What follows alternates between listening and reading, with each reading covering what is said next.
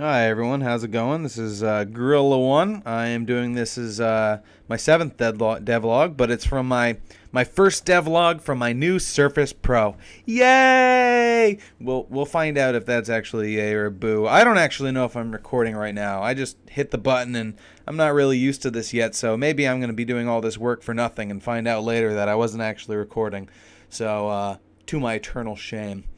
But the first thing I wanted to do was ask everybody, hey, why don't you leave some comments and tell me what you want me to do my devlog videos on? I kind of just do it on what I'm working on at the time, but I would love to do some videos targeted towards what you guys are interested in and what you want to hear about in terms of the game. Strictly in terms of the game. I don't do freebies here. So what I'm going to talk about today, though, is pathfinding. I've had a couple questions from friends and other developers who are interested in how I did this. So I'll give a brief overview.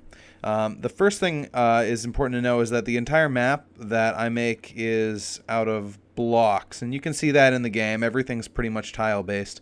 All right, here's my simple level, okay? And what happens is at the beginning of every level, the level loader goes through and it takes every block and it adds pathfinding nodes to it. And what a pathfinding node is essentially just a piece of information that says a unit can stand here, or it can hang off a cliff here, or it can do whatever. There's nothing preventing it from being in that space. And it creates a pathfinding node there. And it checks around it by using the unit's size information, to see if the unit can exist there. And if it can, everything's good. If it can't, it says, all right, we'll deactivate that and use that later. So it goes through the whole map and it makes these nodes. Right now I'm just showing surface nodes, which are nodes that exist where units can walk. And then what it does is it links them. It says, hey, can you walk between these? If so, yes. Otherwise, no. Can you jump between these, etc. And when a unit is trying to get somewhere, and we'll imagine kind of a top-down view right now, what it does is it says, all right, each one of these links has a cost associated with it. And say the unit's here. And it wants to get down here. It says, all right, well, what's the cheapest path to get there? In this case, it's going to be this way. Anyway, that's just a quick overview of how pathfinding works. It's obviously a lot more complex than that.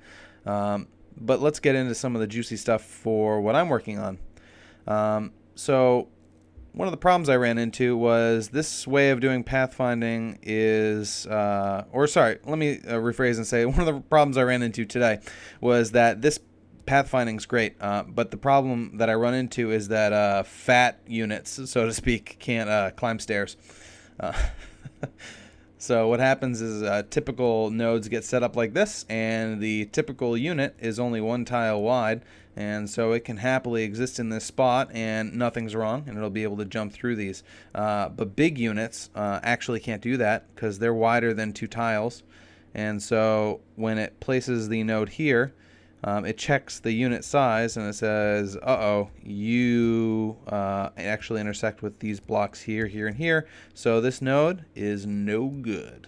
But that's not good because then fat units can't climb stairs, and we should be equal opportunity stair employers. So what I did was I added a new type of node, and what that does is I have my regular surface node here, and then it says, well, how wide is the unit? Let's take half that width and add another surface node out here. And that way, it lets the unit know I can be partially standing on this block, and that makes me happy. And that also allows these units to climb cliffs.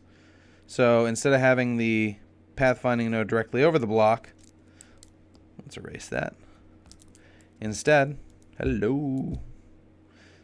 instead, it's using the ones that are out here. And then it can happily climb up that. Yay! Happy! That's me drawing happy. Okay.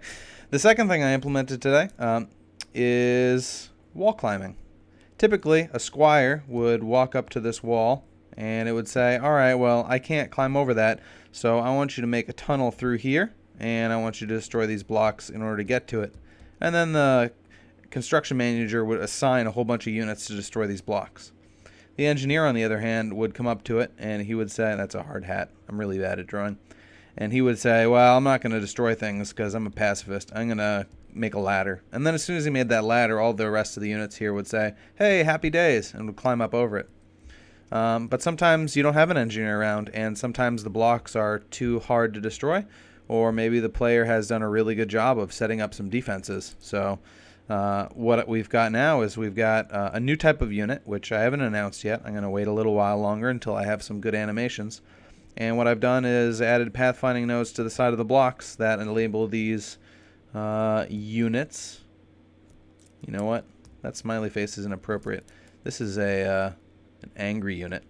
Anyways, they come up here and they can actually just climb up over the wall by themselves. It's a little slow, but they can do that, and they have less health because of it, because of the special ability. But I'm hoping that'll scare the shit out of the player sometime and cause them to reevaluate their optimal strategy. So that is a little introduction into how pathfinding works, and I hope you all really enjoyed listening to that. If not, let me know what you want to hear about, because I would love, like I said, to do that. Also, make sure to track the game on IndieDB, and if you are one of the few people who have checked out the YouTube page, make sure to go check out the YouTube page and subscribe to that. Okay? All right. I will catch you guys later. If I can turn off the recording, I don't.